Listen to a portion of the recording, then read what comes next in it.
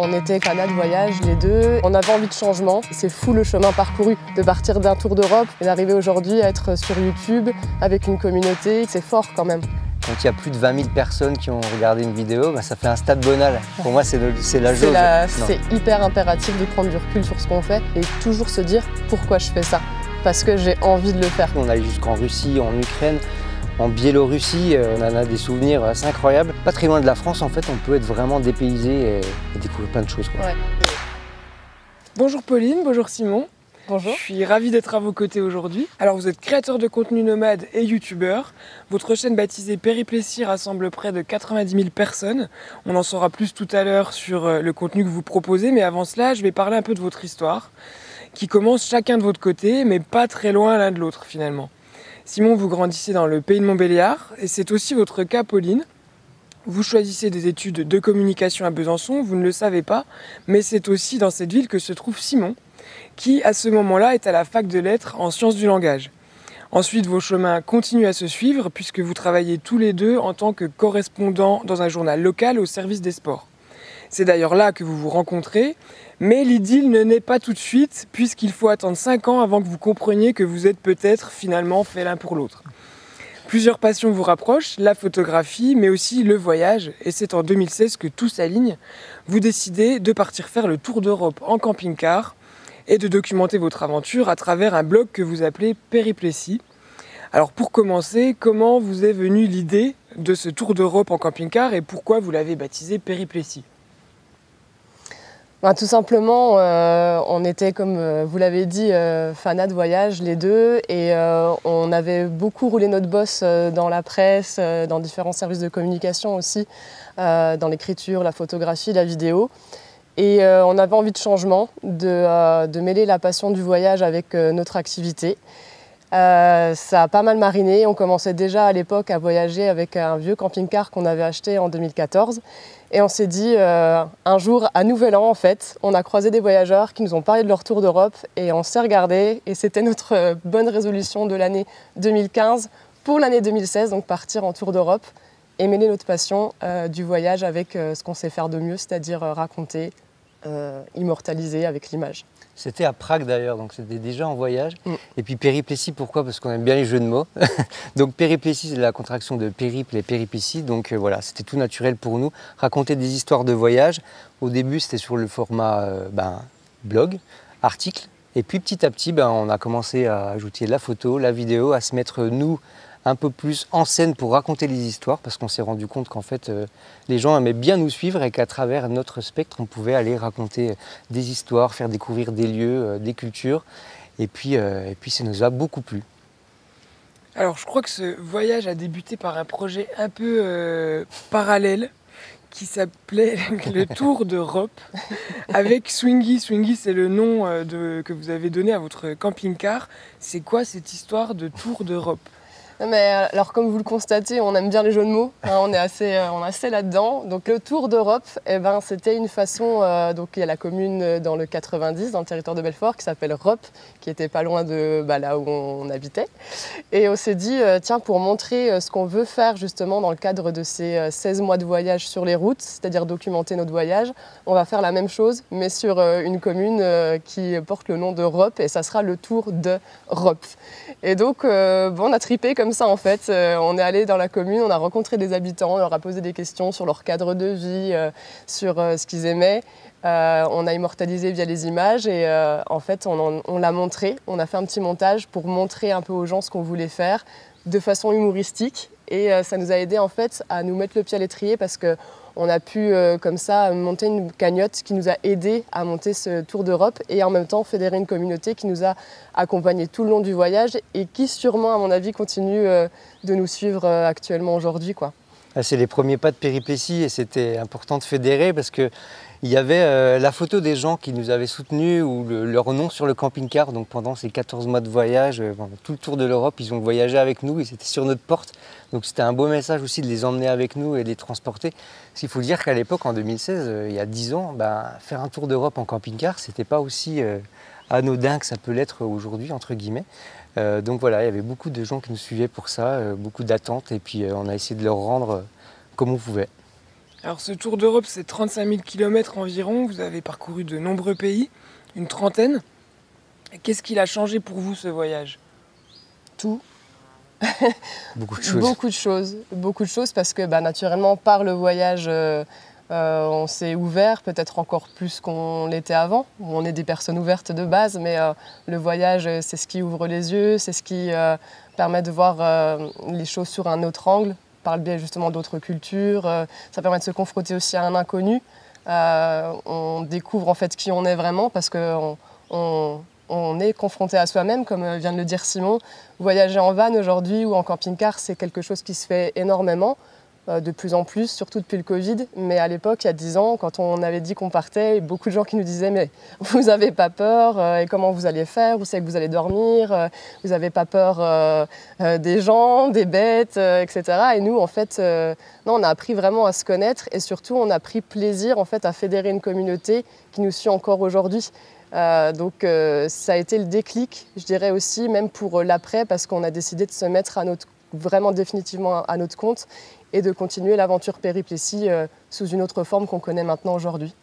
Et on a pu traverser des pays qui, malheureusement, on ne pourrait plus les traverser aujourd'hui. On allait jusqu'en Russie, en Ukraine, en Biélorussie, voilà, dernière dictature d'Europe. On en a des souvenirs assez incroyables. Ce choc des cultures, là, on ne pensait pas qu'on l'aurait au cœur de l'Europe.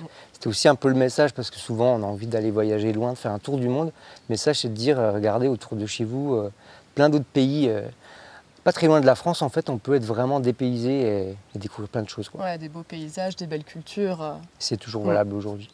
Et en rentrant, vous décidez, alors, votre vie professionnelle évolue également.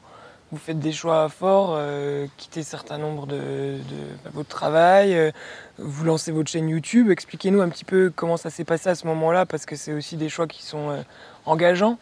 C'est vrai que quand on revient, on s'est quand même absenté plus d'une année. Donc c'est toujours une peur d'ailleurs quand on a qu'est-ce qu'on va retrouver en revenant. Et puis en fait, on se rend compte qu'un an, quand on est dans la vie active, ça passe très vite. Donc en fait, on ne s'est pas senti très dépaysé. On a retrouvé un petit peu toutes nos marques. Et en tout cas, on avait vraiment cette volonté de rester indépendant. Et on a créé notre entreprise d'ailleurs quelques années après. Donc tous les deux pour continuer dans la création de contenu. Donc à la fois sur nos réseaux, YouTube, Instagram, sur notre site, mais aussi dans notre région pour accompagner les clients et puis les aider à passer le pas à des réseaux sociaux, à trouver d'autres formes d'expression, de communication. Donc en fait, on a gardé cette forme-là et on ne regrette pas. Franchement, c'est sûr que c'est un choix qui est assez fort à faire parce que voilà, on est tous les deux. Ça crée une certaine insécurité, en tout cas. Exactement. Je dirais pour compléter qu'on a tellement goûté aussi à cette indépendance de faire les choses pour nous et à tellement un champ des possibles qui s'ouvre qu'on était déjà de tempérament très indépendant. On a travaillé pour des employeurs, mais on était aussi à notre compte, chacun de notre côté, même avant de partir, juste avant de partir. Mais quand on revient, on a goûté à cette forme de liberté et on se dit, bon bah voilà, maintenant je me bouge et je veux faire ce que j'ai envie de faire. Et on se jette un peu corps et âme dans un projet qui un peu nous dépasse en fait et qu'on construit progressivement et qu'on a fait cheminer en 10 ans jusque là aujourd'hui. Et c'est vrai que quand on regarde en arrière, en parlant, là je me dis c'est fou le chemin parcouru de partir d'un tour d'Europe où on fait des articles sur un site internet et d'arriver aujourd'hui à être sur YouTube avec une communauté qui nous suit, 90 000 personnes. C'est fort quand même et c'est puissant. Et on a de la chance d'avoir trouvé le média YouTube parce qu'il nous correspond bien aussi. On avait un peu souci dans la presse aussi du côté format où il fallait tout réduire, la pensée, faire des formats très courts, que ce soit en article ou même sous d'autres formes d'expression. Et avec YouTube, on a trouvé vraiment un espace-temps non formaté qu'on peut faire évoluer. D'ailleurs, la plateforme a évolué. Avant, c'était des vidéos de 5, 10, 15 minutes et maintenant, on fait sans problème 30, Alors 40, justement, 45 qu'est-ce qu'on minutes. retrouve, qu'est-ce qu'on voit, qu'est-ce que vous partagez aux gens? Eh ben aujourd'hui, la chaîne, elle est assez large. Alors, ça reste des partages autour du voyage itinérant. Donc nous, on l'a dit, on a voyagé en camping-car. Là, aujourd'hui, on voyage avec une voiture électrique qu'on a aménagée avec une tente de toit et aussi une malle de camping dans le coffre. Donc c'est aussi montrer qu'on peut tester d'autres types de voyages, qu'il y en a pour tous les goûts. On a testé aussi des vannes, des fourgons. Là, on revient du Québec où on a testé un gros camping-car américain un peu hors norme. aussi un véhicule pick-up 4x4 avec tente de toit. Donc l'idée, c'est de tester tout ça, de donner des clés aux gens, de raconter vraiment comment ça se passe, les avantages et les inconvénients, pour voir si ça correspond aux gens ou non. Et puis derrière tout ça, encore une fois, du voyage, d'être découverte, de la rencontre. Et voilà, et en fait, quand on regarde ce spectre-là, on se dit il y a plein de choses à faire partager, et on a de la chance que les gens nous suivent là-dessus. Et encore une fois, on n'est pas formaté et c'est chouette. Et à raconter, en fait, d'incarner en fait ce qu'on vit. Et ça, c'est la force, je dirais, de médias, des réseaux sociaux en général, encore plus de YouTube, parce que on fait part vraiment, nous, vraies personnes, en fait, des difficultés qu'on rencontre, que ce soit sur des formats qui sont plus vlogs de voyage, ou quand on teste d'autres véhicules, ou quand on a refait toute l'électricité dans notre camping-car. En fait, c'est tout un tas de choses qu'on vit, et donc du coup, on documente et on offre aux gens telles quelles, sans tricher, sans vouloir édulcorer les choses. On fait part de nos difficultés.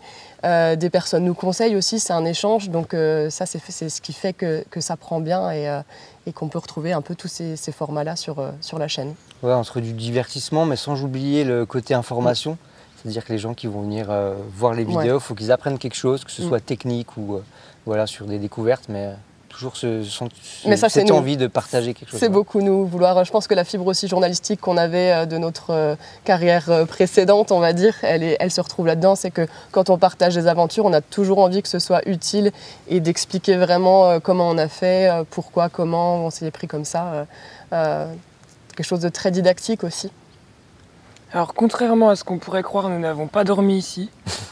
Mais je voudrais que vous me présentiez un petit peu, vous l'avez dit un petit peu Simon, mais le véhicule qui se trouve derrière nous, effectivement, puisque Swingy n'a pas disparu, hein, vous allez nous expliquer. Non, vous rassurez, il est toujours mais là. en tout cas, là, on est sur autre chose. Vous faites évoluer aussi votre mode de voyage. Est-ce que vous pouvez m'expliquer, voilà, nous expliquer? On s'est lancé ce défi un peu fou d'aménager une voiture électrique, donc de voyager avec une voiture électrique qui a une tente de toit. Donc oui, c'est pas que du décor, on a bien dormi là-dedans. On a même fait un voyage en Corse avec, donc c'est possible. Forcément, par rapport au camping-car, on a beaucoup moins de confort, mais c'est ça qui est aussi intéressant à découvrir. On doit faire des choix de ce qu'on emporte à l'intérieur, parce qu'en plus, vous ne le voyez pas, mais on a aussi un chien, Ulysse, qui est avec nous, donc a toute sa place à l'arrière. Donc il faut faire les bons choix pour les bons voyages, les bonnes destinations. Et au-delà de cette tente de toit, on a aussi donc à l'arrière une malle de cuisine. On a tout fait installer avec des entreprises, des artisans français. Ça aussi, c'est aussi l'objet de la chaîne, c'est de mettre en avant les entreprises qui peuvent fabriquer des produits qualitatifs en France. C'est le cas de la tente, de la malle, on a un congèle, de quoi cuisiner. Et donc puis voilà, on est tout en mini. Parce que des fois les gens plus ils vieillissent, plus ils veulent du confort, plus ils achètent des véhicules qui sont gros. Vous faites l'inverse. On est parfaitement parti dans l'inversion, on est parti dans le format retraité pour arriver sur un côté très van life, effectivement. Benjamin Button. Mais en fait, qu'on voyage avec n'importe quel type de véhicule, on se rend compte que l'essentiel, il est surtout de dormir, de manger. Donc après, c'est une histoire de confort. Le confort, en fait, on s'aperçoit que c'est secondaire. C'est plus les aventures qu'on vit qui sont importantes.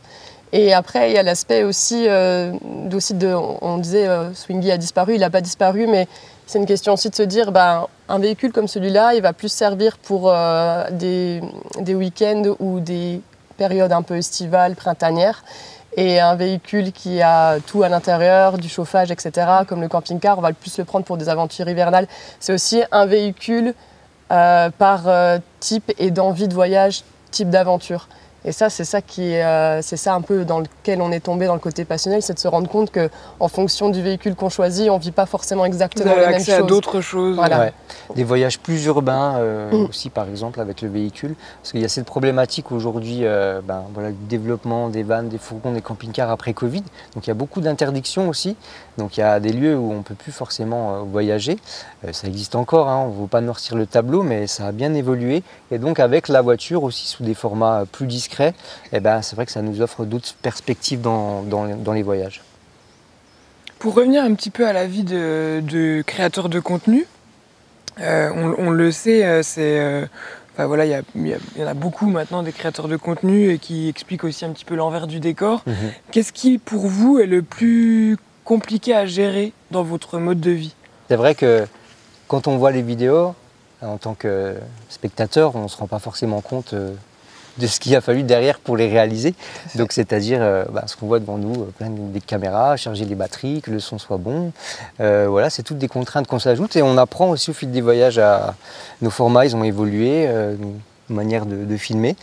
Et donc ce côté coulisses, c'est vrai qu'on en parle de plus en plus et nous les premiers, on trouve que c'est important voilà, même si des fois c'est compliqué parce qu'il y a cette pression des algorithmes, ça aussi on peut en parler, mais c'est nous une manière d'être transparent avec notre public, par rapport aux sponsors aussi. C'est vrai que voilà, maintenant plus personne se cache de comment on peut vivre avec une chaîne YouTube et des réseaux sociaux. C'est important de trouver le bon équilibre, chacun essaie de trouver le meilleur. Nous on l'explique toujours, les sponsors ça sert aussi à investir dans d'autres projets, essayer de faire aussi travailler à notre échelle un peu des gens autour de nous aussi pour développer les contenus. Donc tout ça est sain et ces plateformes prêtent de l'essor et c'est chouette parce qu'il y a plein de choses à découvrir dans divers domaines. Alors justement, pour parler un petit peu plus de comment vous êtes rémunéré, parce que c'est important, et effectivement on parle de sponsors, mais je pense qu'il y a des gens qui comprennent, qui ne savent pas ce que ça veut dire en fait. Il y a des gens qui pensent que les youtubeurs qui voyagent ne payent pas leur voyage, qui vivent grassement des contenus qu'ils produisent, qui sont invités partout, qui reçoivent des tonnes de produits à tester. Est-ce que vous pouvez préciser un petit peu comment est-ce que ça se passe pour vous, comment est-ce que vous financez vos voyages, de quoi vous vivez en fait? Ouais, c'est intéressant parce que ça revient à un petit peu prolonger ce que tu disais. Nous, c'est vrai qu'on a une double casquette. Les gens nous voient comme des voyageurs. D'ailleurs, la première question qu'on nous pose à chaque fois qu'on voit quelqu'un, c'est alors vous repartez où? Alors vous revenez d'où? Et en fait, il y a tout cet aspect justement de travailler pour la production de nos contenus. Donc c'est vrai que c'est encore une fois très étrange parce qu'en fait, des gens qui voyagent, il y en a beaucoup aujourd'hui, c'est pas incroyable, on va dire, mais des gens qui voyagent en créant des contenus, c'est quand même autre chose, ça demande beaucoup d'investissement. Donc nous, comment on s'organise? En fait, tout part d'une envie, tout part d'une passion. Ça, je pense que c'est la chose primordiale parce qu'aujourd'hui, effectivement, il y a de plus en plus de créateurs de contenu et il y a des personnes qui rentrent un petit peu dans une niche comme la van life ou ça peut être la cuisine, mais pour gagner leur vie. Et ça, c'est important. Nous, on est contents d'avoir commencé un petit peu notre chaîne avec une envie passionnelle, celle de partager ce qu'on aimait faire et comment on aimait le faire. Donc, je dirais que c'est vraiment la base, ce qui permet en fait d'avoir une authenticité, et plus on est authentique, plus potentiellement on fédère une communauté et donc on intéresse des partenaires potentiels, effectivement pour parler de produits qui sont attrait à la van life ou pas. Des fois c'est un petit peu écarté, mais nous on s'arrange toujours, en tout cas pour que ça reste un petit peu que ça colle un petit peu à ce qu'on fait naturellement. Donc il va y avoir les voyages qu'on veut faire, par exemple. Quand on part en voyage, on va chercher ses partenaires. La majorité, c'est 90% des voyages. Ouais, où ils viennent nous voir. Et en fonction de ce qu'on veut faire, ils nous accompagnent. Et c'est toute une organisation. C'est vrai que c'est très dur. Je comprends que ça soit un peu opaque pour les gens, parce qu'il y a ce côté un petit peu aussi, les gens voient les gros youtubeurs, ceux qui ont des millions d'abonnés. Nous, on n'a pas des millions d'abonnés, on a 90 000 personnes, c'est déjà énorme. Donc il faut... Ça, c'est un travail que vous faites également de terrain, aller chercher des partenaires. Ouais. Exactement. C'est une grosse partie de votre boulot finalement. Voilà, aussi. Oui, c'est tout ce qu'on ne voit pas. Et concrètement, pour donner un peu des chiffres aussi, par exemple, si on va faire je prends la Corse, on a fait un voyage de 10 jours, derrière, c'est autant de temps derrière l'ordi pour dérocher les images, faire le montage, écrire un peu le script, la voix off. Voilà, c'est du travail qu'il y a derrière qu'on ne se rend pas forcément compte. On ne peut pas voyager tout le temps.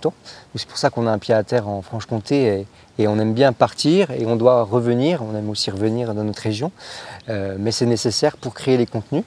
Et puis pour répondre concrètement comment on gagne de l'argent sur YouTube, aujourd'hui il y a différentes manières. Il y a les pubs YouTube que vous voyez apparaître sur les vidéos. Ça, c'est les créateurs qui choisissent de les placer où ils veulent les placer.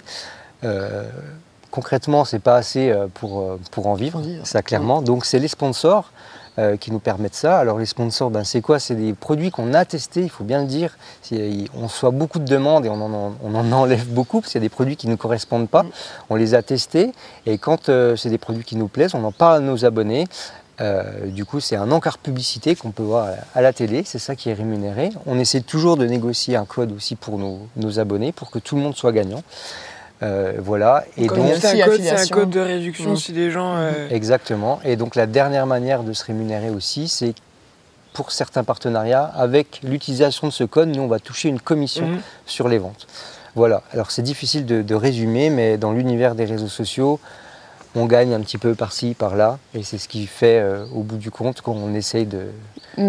Mais en fait, on n'a rien inventé. Hein. C'est un système, la publicité, qui s'invite dans n'importe quel média. En fait, vous êtes juste derrière la caméra, devant, en régie publicitaire, au montage. C'est un peu ça. C'est un peu ça. Il faut enlever dans l'idée des gens que quand il y a la pub, c'est mal. Bah non, c'est pas forcément mal. Enfin, il y a souvent des problèmes avec ça. En fait, il faut dire que ça sert tout simplement à ce que les vidéos existent, qu'on puisse les partager. Voilà, faut pas croire que tous les youtubeurs s'enrichissent. Alors quand on a des millions, peut-être, et encore, parce qu'il y a encore après toutes des équipes autour, il y a des gens qui travaillent, donc voilà, il y a toujours cette vision, le youtubeur, il y a le YouTube monnaie. Non, avant tout, comme tu l'as dit, on est tous des passionnés, on a envie de partager et de créer, c'est tout. Et justement, vous l'avez dit tout à l'heure un petit peu, vous avez prononcé le mot les algorithmes. Quel regard vous portez justement sur les algorithmes qui décident finalement quels contenus vont être valorisés plus que d'autres, qui ont parfois même un droit de vie ou de mort sur certaines vidéos finalement? Vaste sujet. Tu veux te lancer? Je me lance. Déjà, on a pris du recul avec les algorithmes. Ça fait quand même 7 ans qu'on est sur la plateforme, sur d'autres, donc ça aide aussi à prendre du recul. Maintenant, on accepte. On sait qu'en effet, il y a des formats qui vont être poussés ou non. Alors, on bannit souvent les algorithmes, mais il faut dire que ça vient aussi quand même du public. Voilà, il y a des contenus que les gens préfèrent regarder et d'autres non. Ça, on comprend tout à fait, et ça remonte à la nuit des temps, que ce soit selon les unes de journaux, les unes de livres. Voilà, il y a des choses qui intéressent plus. On préférera toujours le drama aux choses qui se passent bien. Voilà, alors comment on vit avec ça? L'équilibre. Nous, on sait qu'il y a des types de vidéos qui vont mieux fonctionner. Tant mieux, c'est bien, on les fait toujours aussi avec passion. Mais on ne s'interdit pas à faire des vidéos qui vont moins fonctionner. Alors quand on dit moins fonctionner, ça veut tout et rien dire, se dire moins faire de vues. Mais ça fait toujours plaisir à une grosse majorité d'abonnés et c'est important. Et c'est des gens qui regardent, donc il ne faut pas s'interdire de faire des choses un peu plus pointues ou qui plaisent moins parce que ça ne marche pas. Et ça, c'est hyper impératif de prendre du recul sur ce qu'on fait et de toujours se dire pourquoi je fais ça.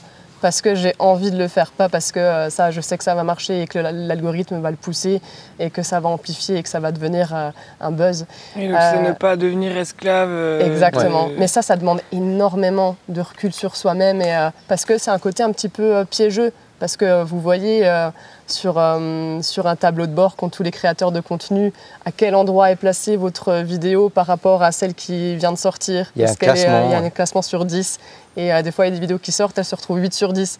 Donc il y a un côté un petit peu sur le cerveau humain, ça donne quelque chose de très frustrant et même de presque angoissant en fait. Donc il faut absolument avoir un recul sur ça et de se dire ce sont que des chiffres et derrière il y a des personnes. Et ces personnes-là, elles sont en commentaire et c'est sur ça qu'il faut vraiment se rattacher. Mais ça demande vraiment beaucoup encore une fois, de pratique pour y arriver. Et je dirais aussi, dans la continuité de ce qu'on disait tout à l'heure, l'importance aussi des partenaires et des sponsors. Parce qu'en fait, si on veut aussi avoir de l'algorithme, des algorithmes qui poussent une vidéo, c'est pas seulement pour faire des vues et des vues et des vues. Parce qu'à la base, on compte aussi pour ça, pour avoir plus de revenus qui viennent de la pub AdSense, donc de Google. Et en fait, on ne peut pas que compter sur ça pour vivre parce que sinon, on doit toujours faire justement du drama, du choc ou des choses un petit peu waouh. Alors qu'en fait, c'est pas du putaclic. Ouais, du piège à clic. Du piège à clic. Et ça, c'est pas, on n'a pas envie de rentrer là-dedans. Donc, quand on a des partenaires, on peut se permettre aussi de se reposer. Non, mais au moins de se dire, on est accompagné. On peut faire ce contenu-là grâce à un partenaire, donc faisons-le comme on le sent et ça sera bien accueilli. Et on a toujours un moyen, parce qu'on le disait, les chiffres, ça veut tout et rien dire. Oui. À force, on voit plein de chiffres et on n'arrive plus à les matérialiser. Matérialiser, exactement. Alors moi, je dis toujours à Pauline, mais tu te rends compte là, quand il y a plus de 20 000 personnes qui ont regardé une vidéo, bah, ça fait un stade bonal. Pour moi, c'est la jauge. T'imagines, là, il y a tout le stade qui a regardé, ou 2 stades et demi. Et là, tout d'un coup, on fait genre... Et là, du coup, ouais. Et là, après, vous voyez que les 20 000 personnes ont regardé 30 secondes la vidéo et tout s'est coupé. Voilà, c'est ça. Ça fait des montagnes C'est vrai russes tout le temps. que sur YouTube, il faut le dire, ça change quand même des autres plateformes où une vue, par exemple sur Instagram, est comptabilisée dès que la vidéo est lancée. Sur YouTube, c'est un peu plus long, j'ai plus les chiffres, je crois que c'est 15-20 secondes. Et c'est vrai qu'encore une fois, c'est pour ça qu'on aime ce format, parce que souvent les gens restent et restent longtemps. Et maintenant, il y a de plus en plus de vidéos qui sont regardées sur la télé aussi. Et c'est impressionnant de voir la durée moyenne de visionnage. Voilà, sur des vidéos de 40 minutes, on peut faire, les gens vont rester au moins de la moitié, des fois beaucoup plus. Ouais, ils viennent dans ton univers, ils le partagent et ça, c'est chouette. C'est chouette. Alors je vais poser 2 questions de transition pour aborder le thème suivant. Attention, suspense. Pauline, quel est le plus gros défaut de Simon en voyage? Ah, je dirais, je dirais qu'il est bordélique. Donc un peu désordonné. Ouais. Dans un petit véhicule, ça doit être... Simon, vous avez votre chance de vengeance. Quel est le plus gros défaut de Pauline en voyage? J'arrive même pas à me venger. Il y a quelque chose qui me vient, c'est que Pauline, son téléphone est toujours déchargé, sans batterie. Ça l'énerve. C'est un peu dommage quand on fait de la création de contenu de vouloir faire un plan vidéo et que le téléphone n'ait plus de batterie. Mais bon, c'est pas grave, du coup je le recharge. Bon, vous l'aurez compris, j'aimerais savoir comment vous réussissez à équilibrer votre vie professionnelle avec votre vie personnelle, tout en sachant qu'en plus vous êtes en couple. Comment est-ce que vous réussissez cet équilibre? On s'en sort pas trop mal. Déjà, on est encore là et on est encore ensemble, donc au bout de 10 ans de voyage et de création. On a appris à se connaître dans les bons côtés comme dans les mauvais, et en fait, on en rit plus qu'autre chose des mauvais. Après, pour ce qui est comment on fait pour articuler, c'est un art de vivre, mais après, je pense qu'on poserait la question, par exemple, à un restaurateur ou un agriculteur. Ils travaillent souvent en couple aussi. Vous, on va dire qu'il y a une notion supplémentaire, c'est que vous êtes souvent en promiscuité dans des endroits qui sont quand même petits. C'est vrai qu'on nous pose souvent cette question, comment vous avez survécu à vos voyages dans un si petit espace. Alors, le conseil qu'on pourrait donner, c'est qu'on apprend à se garder des moments ou à se laisser un peu de place, on va dire. Surtout qu'on est dans des petits véhicules. Mais encore une fois, c'est difficile avec la création de contenu, en plus du voyage, parce qu'on rajoute encore une couche de difficulté, une pression aussi. Voilà, il y a aussi des aléas, ça peut être la météo, des problèmes, des galères. Donc on essaye d'en rire, mais au final, ça rajoute quand même des contraintes, ça peut un petit peu monter. Mais ouais, c'est l'expérience, je pense. Sur ça, je pense qu'on a des caractères qui sont assez complémentaires parce que on sait quand la personne elle a besoin d'espace. Et puis on dit toujours on vit dans 5 mètres carrés ou aux promiscuités, mais on vit avant tout dehors. En tout cas, nous, on vit dehors. Tant qu'on peut être dehors, on l'est. C'est un peu plus compliqué quand il se met à pleuvoir, on en convient. Je dirais que le plus difficile là-dessus, c'est justement sur la notion de création de contenu, parce qu'on ne sait jamais un peu comment poser la caméra à un moment donné. Se dire là, ce moment, il est pour nous. Et la frontière, où est-ce qu'elle est Je trouve que c'est ça qui reste le plus, on va dire, problématique et sur lequel nous, on travaille tous les jours, en tout cas entre nous. Est-ce que vous vous êtes imposé des règles? Par exemple, après tel horaire, on filme plus rien, je sais pas. Vous avez fait en théorie, oui. En théorie. On y travaille. Compliqué. Déjà, on essaie d'avoir des jours, par exemple, ne serait-ce que un jour dans le week-end. On ne se les autorisait pas avant. Ouais, c'est fou, mais le juste soir... profiter du voyage ou faire une randonnée sans filmer, juste profiter de ce moment-là. Mais vous savez, c'est super compliqué en fait quand, encore une fois, on est sur quelque chose de passionnel. Parce qu'en fait, on aime ça. On aime à la fois voyager, on aime aussi partager. Donc c'est vraiment très ambigu. Et des fois, c'est très dévorant, parce que c'est des passions qui sont dévorantes, d'aimer transcrire, de partager, de se dire « Tiens, il y a ça, ça me plaît, comment je vais faire pour transcrire l'émotion qui m'a traversée à ce moment-là ?» Donc ça va être par l'image. Et en même temps, il faut tenir la caméra. Et forcément, quand on prend la caméra, on perd, entre guillemets, une sorte de spontanéité, parce qu'on a pris le temps de prendre la caméra. Et il faut arriver aussi à se ménager ces moments quand même pour soi. Et ça, vraiment, on essaye de plus en plus de se dire... alors, ça ne se traduit pas par des horaires, règles, des horaires ou des règles, mais il y a des moments où on se regarde, on se dit là c'est pour nous. Bon.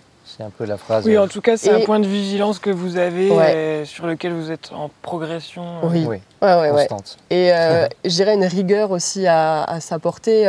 Plus on est organisé, alors ça va avec le côté un peu professionnalisation des contenus. Mais quand on sait un petit peu ce qu'on veut aborder à l'avance, quand on va sur une destination ou un type de sujet, d'un voyage, on sait un peu avec quel angle, avec quel regard on va l'aborder. Donc on sait ce qui sera utile ou non à filmer, à réagir dessus ou pas. Le fait d'avoir l'habitude de le faire, ça vous facilite le travail de plus en plus. Parce que sur d'autres voyages, quand c'est filmé toute sa journée, pendant 15 jours, puis après qu'il faut en faire quelque chose derrière, là c'est trop. C'est-à-dire on a tout donné pendant 15 jours, et puis en fait on ne sait même pas garder des moments pour nous. Et au final il y a des choses qu'on ne va pas forcément garder. Donc important de Et ça nous a échappé, donc c'est dommage. Donc je dirais d'arriver à avoir une rigueur. Et de toute façon, quand ça arrivera, et ça n'arrive pas, j'espère, quand on n'en profitera plus ou qu'on se dit non mais là pourquoi je fais ça, là c'est que, en tout cas il faudra se faire fixer des plus grosses limites, mais on s'en sort bien comme ou passer à autre chose. Ouais. Il y a aussi, vous l'avez dit tout à l'heure, la communauté derrière, vous les appelez les péripotes. Est-ce qu'ils sont sympas les péripotes avec vous? Trop. Ouais, franchement. Est-ce que vous avez déjà eu des soucis avec votre communauté? Non, là c'est le sujet des haters, on nous demande souvent, mais vraiment on a quelques petits commentaires et on ne peut pas dire que ce soit la communauté des péripotes puisque on voit bien que c'est des gens qui viennent hors contexte, c'est le problème des vidéos des fois qui sont mises en avant et qui marchent un peu plus que d'autres. Des gens qui arrivent là mais ils ne connaissent pas notre contexte de voyage, notre manière de voir les choses. Donc quand on voit qu'un petit passage ou un petit extrait, on n'a pas tout ça. Donc du coup, il y a des jugements un peu hâtifs. Mais notre communauté, elle est en or et surtout, elle est fidèle. Elle est fidèle. Il y a beaucoup de gens qui nous suivent depuis le début et puis qui n'ont pas eu peur de nous suivre dans d'autres types de formats, types d'aventures. Comme on le disait récemment, nous, on n'a pas envie de s'ennuyer. Donc c'est sûr qu'il y a des choses nouvelles qu'on a faites. On a changé de véhicule. On est passé d'un camping-car thermique à un véhicule électrique. Certains se sont dit, oh là, qu'est-ce qui leur prend? Et pour nous, c'est toujours la curiosité, l'envie de découvrir. Et puis pas de tester surtout, parce que des fois, on a des a priori sur plein de choses, que ce soit des véhicules, des destinations, des gens. En tout cas, on va voir. On se fait notre avis, ça nous plaît, oui ou non, et puis après chacun juge, quoi, en tout cas. Et est-ce que, alors c'est pas des gens de votre commune, mais bien sûr, potentiellement vous rencontrez des fois des gens qui vous suivent sur les réseaux, vous les rencontrez, je sais pas, sur un emplacement de camping. Est-ce qu'il y a aussi, vous qui êtes avertis en matière de van life, des comportements de certaines personnes qui vous interpellent, parce que c'est des choses qu'on entend aussi beaucoup. Des jugements sur la manière de respecter l'environnement de certaines personnes, certains voyageurs, de certaines personnes qui débarquent aussi dans ce mode de voyage et qui font n'importe quoi, on en voit régulièrement. Qu'est-ce que vous pouvez en dire, vous? C'est vrai que c'est un mode de voyage qui a explosé ces dernières années, et particulièrement depuis le Covid. Donc forcément, ça a beau être un merveilleux moyen de découvrir, plus il y a de monde, plus forcément il y a des dérives et plus il y a, je dirais, des intérêts qui sont divergents en fonction de ceux qui veulent profiter de la nature, ceux qui habitent dans un coin par exemple et qui n'ont pas envie de voir débarquer 20 camping-cars à la journée qui se stationnent sur des endroits où ils ont l'habitude de se promener, en forêt, en bord de plage, etc. Et ça par exemple, nous c'est quelque chose qu'on comprend totalement. Et en fait, la difficulté, elle est vraiment de toujours... La même chose dans la vie, c'est d'être dans le dialogue. Mais nous, on le dit souvent... ça nous excède, on est les premiers excédés quand on voit des comportements justement un petit peu conquérants, quand on voit des gens arriver sur des places et puis s'étaler, être à 10 véhicules dans un endroit qui n'est pas fait pour, ou laisser des déchets, ou laisser pire. Ça entache toute une communauté qui à la base est plutôt très respectueuse justement de ça parce que c'est grâce à cet environnement qu'on peut en fait faire ça. Et en fait, il y en a qui le pourrissent. Souvent, ceux qui le pourrissent, c'est souvent même des gens qui ne vont pas être là pour très très longtemps. C'est des gens qui vont louer un camping-car par exemple ou un van et puis qui vont essayer, tiens ça me plaît pas, en attendant j'ai fait n'importe quoi, mais en même temps j'ai entaché toute une communauté. Et c'est vrai que ça nous excède et on en parle souvent auprès de notre communauté et on est quand même assez tous d'accord. On alerte beaucoup là-dessus parce que c'est vrai que ça a évolué, donc tout n'est pas rose. c'est de plus en plus difficile de se stationner. Notamment, c'est clair, maintenant, on ne conseillerait plus à quelqu'un d'aller voyager le long des côtes. Ça, c'est plus possible. Il y a des barres de hauteur, des villes où c'est interdit. Il y a tellement d'endroits où aller. Voilà, il y a tellement d'endroits où aller, des communes qui sont prêtes à accueillir les voyageurs itinérants. Et puis surtout, le message derrière, c'est peut-être que c'est un peu moins beau d'apparence, mais franchement, ce que vous allez y faire comme rencontre, activité, après, il y a tout ce qui est aussi soutenir l'économie locale. Ça, c'est important quand on voyage. Voilà, que ce soit aller stationner à la ferme ou chez les habitants. Puis s'intéresser. C'est d'autres modes de voyage que voilà, le voyage classique peut-être qu'on voit un peu sur Instagram avec le fourgon qui ouvre les portes sur la plage. Ça n'existe pas.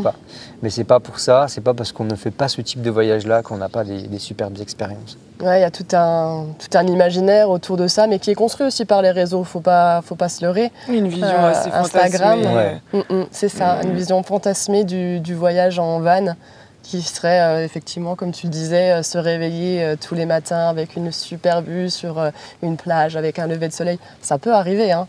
Et une petite guirlande. Une petite guirlande lumineuse. La petite guirlande lumineuse.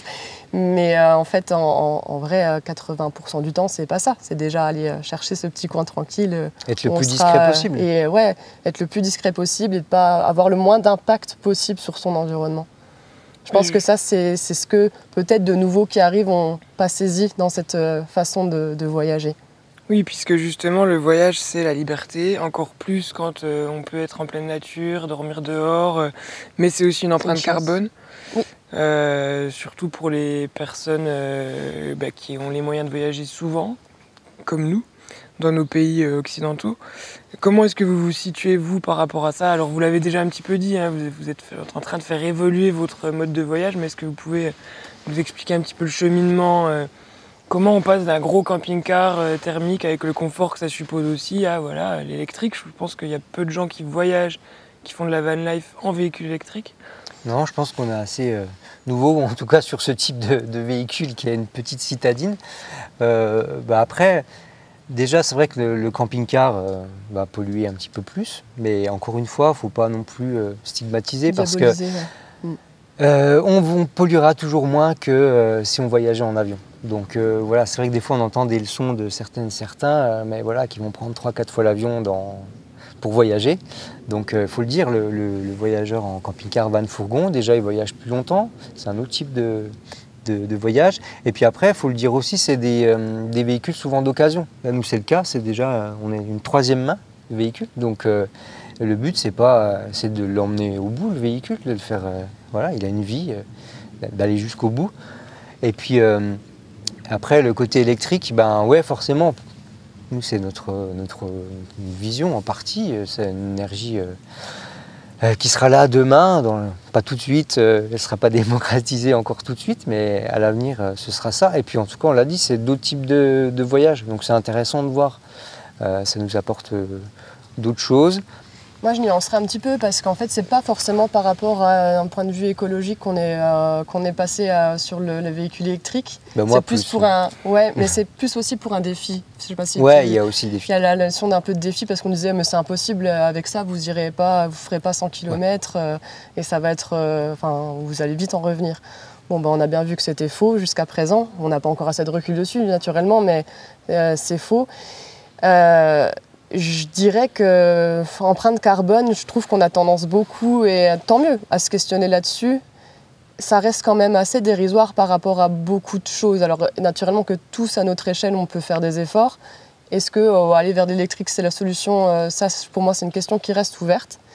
Comme tu le disais, tu as la notion quand tu voyages en véhicule de ne pas de vivre avec très peu de ressources, donc très peu d'eau, très peu de gaz. Donc d'une certaine façon, tu es minimaliste. Donc ce que effectivement tu crames en diesel, on va dire, pour parler un petit peu, tu le compenses quand même énormément par ta façon de vivre. Et ensuite, je pense à ça parce qu'on revient d'un voyage au Québec où on a pris l'avion. On n'est pas parfait.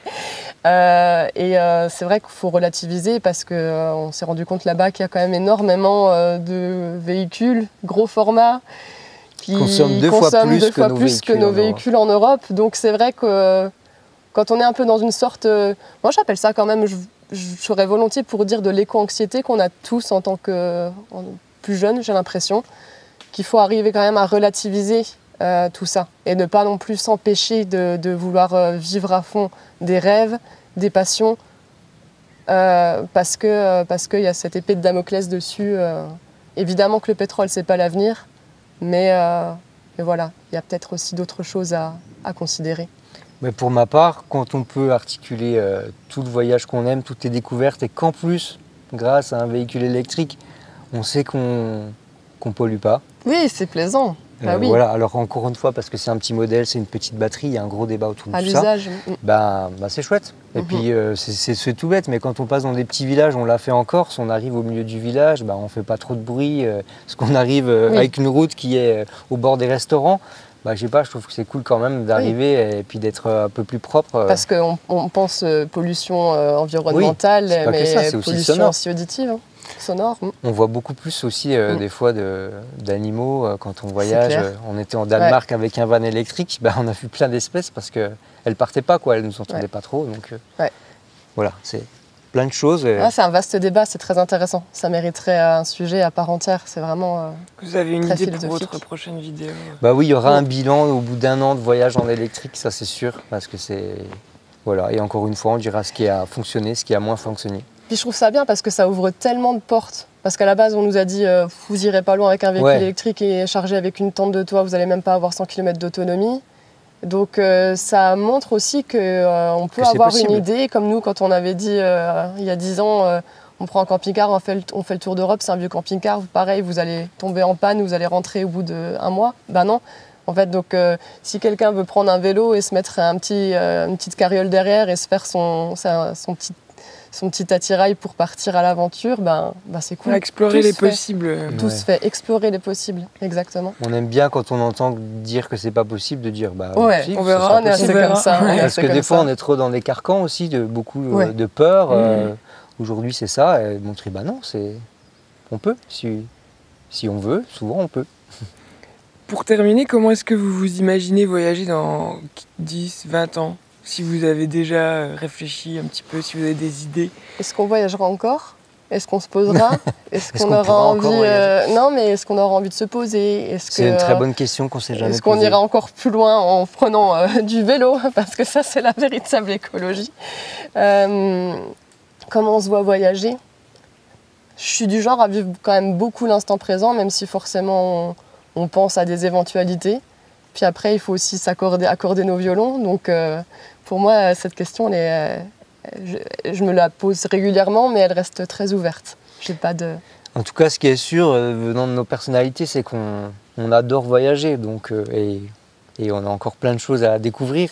Alors comment on le fera, ça on ne peut pas encore donner la réponse. On ne sait pas non plus quels seront les modes de voyage de demain. Il y a peut-être aussi d'autres choses qui vont se mettre en place. En tout cas, c'est vrai que c'est chouette de voir après Covid des voyages qu'on appelle un peu plus lents.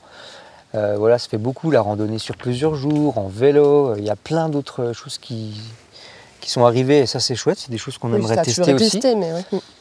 Mais en tout cas, on le fera toujours comme on a envie et puis de concert.